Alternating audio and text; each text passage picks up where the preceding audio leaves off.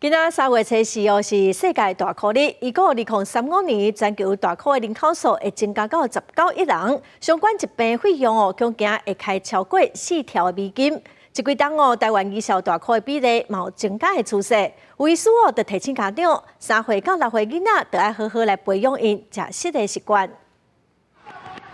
常常聽人咧講，囡仔大考以後就會抽懸甲有影。根據國健署的調查，高中小的學生大考的比率有年年增加的趨勢。3月初4是世界大考日，台灣有醫學會表示，根據學術的研究，細漢時大考的囡仔，唔有可能會提早發育，佫無一定會抽甲偌懸。小時候胖，未來大部分是胖的，大概有8、9成以上是胖的。那第二個部分會不會併發一些疾病？成人的部分，它會跟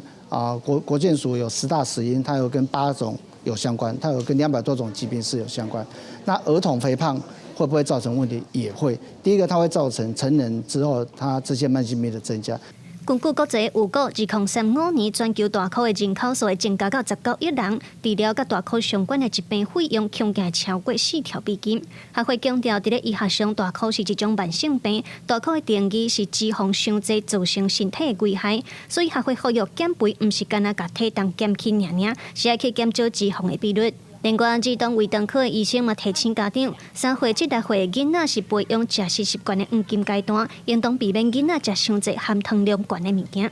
這些精緻的糖不要超過整天總熱量的10%啊，所以如果一個體重需要2000大卡的成人來講的話，可能大概就50公克的精緻的糖。其實這個也不是太多，你可能喝一杯大杯的珍珠奶茶，如果是全糖的話，可能就超過了哦。看他的生活形態，然後看他運動的一個活動量怎麼樣。